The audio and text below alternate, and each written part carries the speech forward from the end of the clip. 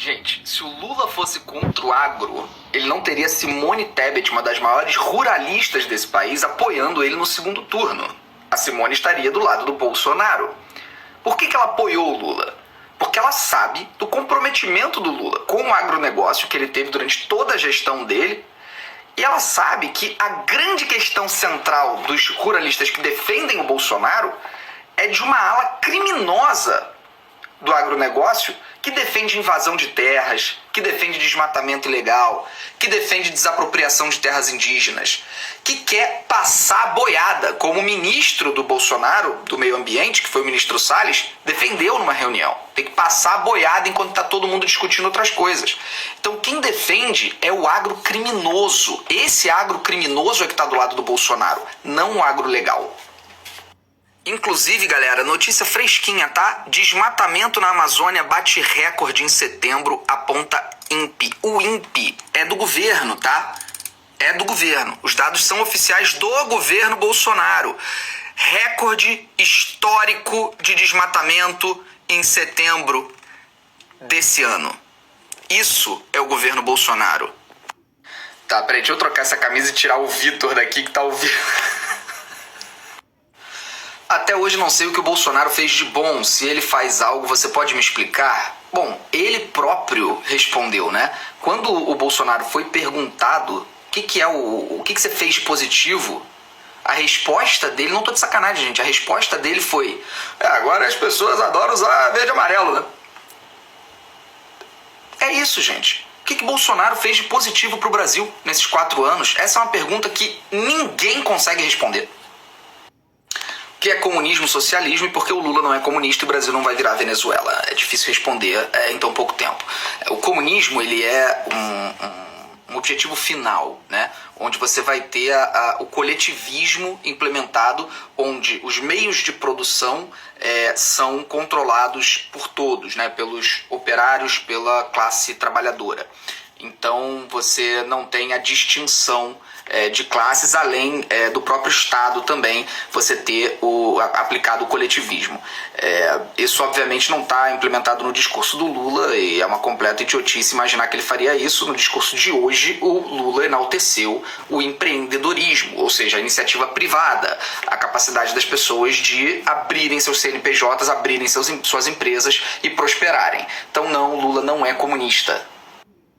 Agora, é claro, gente, que fica difícil explicar isso em 1 minuto. É muito complicado, porque você tem o socialismo, que é, de maneira muito rasa, uma prévia para se chegar ao comunismo, que seria o ideal final. E nisso você tem milhões de vertentes e nuances. Da mesma forma, você tem regimes que se dizem comunistas, mas incentivam a iniciativa privada. Existem várias nuances, várias possibilidades. Só que aqui no Brasil, nós não temos um histórico, nós não temos uma cultura, nós não temos uma sociedade que clama por isso. Não há nenhum projeto ou nenhuma iniciativa por parte da esquerda no Brasil para se implementar um regime ditatorial, um regime comunista ou um regime socialista visando a chegada a um regime comunista. Isso é uma ilusão, eles fazem isso para você ficar com medo. E aí eles falam: mas se ele não quer ser comunista, por que ele é amigo de ditadores, de regimes comunistas ou regimes esquerdistas, blá blá blá blá blá. Bom, ele tem relações com líderes revolucionários há muito tempo e também com outros que herdaram esses regimes, etc. A esquerda, tradicionalmente no Brasil, tem essa aproximação muito por uma questão cultural e histórica. Esses regimes representam mais do que apenas a implementação de uma ditadura comunista. Aí você tem que entender a história da América Latina. Por que esses países tiveram suas revoluções, por que essas pessoas chegaram ao poder e o que representa isso. Que representa, na maioria esmagadora dos casos, uma resistência ao imperialismo norte-americano e à dominância, através do regime capitalista, desses países para se transformarem em simples fornecedores de matéria-prima para os Estados Unidos. Então é muito complexo o assunto. O que você precisa entender é que enquanto esses países específicos fizeram suas revoluções e tiveram as suas questões, no Brasil isso nunca foi uma questão. O Brasil nunca chegou próximo de se fazer uma revolução ou de se assumir um regime de enfrentamento aos norte-americanos. Então o Lula durante 13 anos, né, não o Lula, o PT durante 13 anos que esteve no poder, nunca flertou com isso, apesar de manter boas relações com os nossos vizinhos, o que é uma coisa fundamental para qualquer regime político. Agora, o Bolsonaro, sim, esse sim é amigo e tem excelentes relações e fala com muito orgulho de grandes ditadores da extrema-direita, como Pinochet, e de grandes torturadores e de grandes assassinos, como o ditador da Arábia Saudita, e que ele se orgulha de ter bom relacionamento, ele se orgulha de venerá-los. A Arábia Saudita é essa que proíbe o cristianismo, persegue e mata, esquarteja opositores. E aí o Bolsonaro diz que tem boas relações. Mas então o comunismo seria uma coisa boa? Gente, o comunismo em si, ele não é bom ou mal. O que a gente tem é pessoas, seres humanos, como eles vão aplicar, como eles vão fazer as suas revoluções, como eles vão pegar ali o poder, tomar o poder, fazer, né, o regime acontecer. Historicamente, a gente tem história de muito sangue para se poder chegar a um ideal comunista que até hoje nunca foi alcançado da maneira como ele foi realmente imaginado por Marx, né? Então quando você pergunta, o comunismo seria uma coisa boa, essencialmente, estruturalmente, como ele foi imaginado? Eu imagino que sim. Só que eu, pessoalmente, aí sou eu, pessoa, não consigo imaginar ele acontecendo da forma como ele foi imaginado. Então aí entra uma questão mais pessoal, opinativa e tudo mais, que vale a pena você estudar e chegar às suas próprias conclusões. Por que as pessoas acham que o Lula é comunista? Aí essa pergunta é maravilhosa, porque isso é uma estratégia de marketing da extrema-direita, tá? Isso foi idealizado, isso foi pensado lá atrás, surge lá atrás, mais ou menos na década de 50 ou 60, que eu tenho a recordação dos livros que eu li. Eu li um livro da década de 60 que falava abertamente sobre como nós precisamos satanizar a esquerda. Então, é muito simples. A extrema-direita e a direita liberaloide, que acha que é só tirar o Estado e deixar todo mundo criar as coisas que o mundo vai dar certo, eles acham que a esquerda é inimiga. Então, como a esquerda é inimiga, eles precisam vencer no discurso e na cultura. E como eles fazem isso? Demonizando a esquerda. Isso faz parte de um plano de marketing da extrema-direita. Eles demonizam, associam a Satanás, associam a pedofilia, associam a crime, corrupção, associam a todo tipo de atrocidade possível. E quando eles fazem essa associação, eles criam dentro do imaginário coletivo uma rejeição à esquerda. A esquerda passa a ser vista como uma coisa degenerada, uma coisa que tem o objetivo de destruir, matar, assassinar, acabar com a família, acabar com as tradições, acabar com o povo.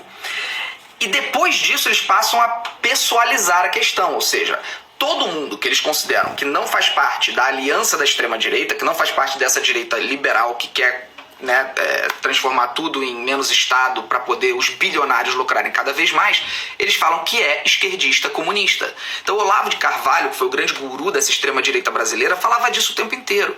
Nós precisamos associar aqueles esquerdistas ao comunismo, que é o grande inimigo. Chamar todo mundo de comunista, que todos atendem à agenda comunista, e dessa forma a gente demoniza todos eles e vence a narrativa. Lula vai tirar nossa liberdade com a internet? Não. Um presidente da República não tem como tirar a liberdade da internet. Isso é outra ilusão, é outro fantasma que eles criaram. Para mim, o Lula cometeu um erro estratégico de comunicação ao usar a palavra regulação da mídia. Termo, não palavra. Porque as pessoas se assustam com esse termo. As pessoas acham que regular significa controlar.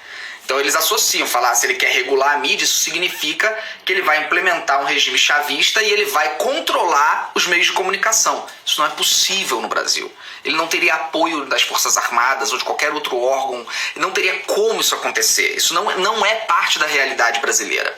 Então, quando ele fala de regular as mídias, ele está falando de iniciativas de deputados e senadores para criarem projetos de lei de regulação, que significa criar regras que já existem, é só aprimorar.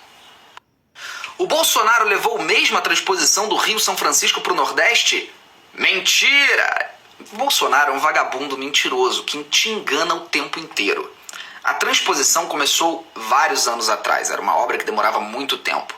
Aconteceu dela terminar durante a gestão Bolsonaro. Sabe quantos % dessa obra foram concluídos pelo Bolsonaro? 7%. Sabe quantos % dessa obra foi realizada pelo PT? 88%. 88% da transposição foi realizada durante os regimes do PT. Como que o Bolsonaro fez a transposição? O Lula vai fechar as igrejas? Eu não acredito, mas quero ter provas. Bom, a prova é muito simples, é só você saber que foi o Lula quem criou e assinou, no caso, a Lei de Liberdade Religiosa, em 2003. Essa lei proíbe o Estado de interferir no funcionamento e existência de qualquer tipo de entidade religiosa, templo ou igreja. O Estado não pode, o presidente não pode chegar lá e determinar fechamento de igrejas, graças à lei da liberdade religiosa, assinada durante o governo Lula, gente. Isso é uma fake news. Criam o tempo inteiro prints fakes de mensagens ditas pelo Lula e etc. E o próprio Marco Feliciano, que foi o grande propagador dessa mentira, já veio a público uma vez admitir que realmente não era verdade. Não vai ter fechamento de igreja nenhuma. Isso é, de novo, fake news para te assustar. O povo da Venezuela sofrendo e você dizendo que o comunismo, o socialismo é bom. Esse é o problema de vocês. Vocês são muito rasos e não entendem que você precisa estudar cada contexto de cada país com sua história, com sua cultura e com tudo que acontece. Em nenhum momento eu falei que o comunismo, o socialismo é bom. Em nenhum momento eu falei que ele é mau. Agora você vai falar pra mim na minha cara então que o capitalismo é só bom? Você vai falar pra uma pessoa que tá morrendo de fome em um país dominado por um regime capitalista e uma pessoa morrendo de fome, você vai virar pra ela e vai falar o capitalismo é bom? Não é uma questão do regime ser bom ou ruim. Você precisa analisar as nuances. Sim, a Venezuela está completamente destroçada. Eu gostaria do regime da Venezuela no Brasil? Não. Enquanto isso, a China, que é outro país comunista, tirou 100 milhões de pessoas da pobreza e erradicou a pobreza extrema do país inteiro. Eu gostaria do regime da China no Brasil? Não. Então é isso que vocês não entendem. O mais importante para concluir é que você entenda que essa não é uma eleição entre capitalismo e socialismo. Esse é o argumento que eles usam para te colocar medo e fazer você votar no Bolsonaro. O Lula governou esse país por 8 anos, mais os anos da Dilma, foram 13 anos de PT no poder. Nós não chegamos perto de ter qualquer tipo de implementação comunista dentro do Brasil. Não é esse o plano de governo do Lula. Não são essas as intenções. Então, vote consciente de que isso não está em pauta. Não há qualquer risco nesse sentido. Muito pelo contrário, o governo Lula foi o governo que mais enriqueceu bancos e instituições financeiras na história desse país. Ele favoreceu o empreendedorismo, ele incentivou a iniciativa privada. E tudo isso está no plano de governo dele. Então não caia nessa lorota. Vamos derrubar o genocida do poder.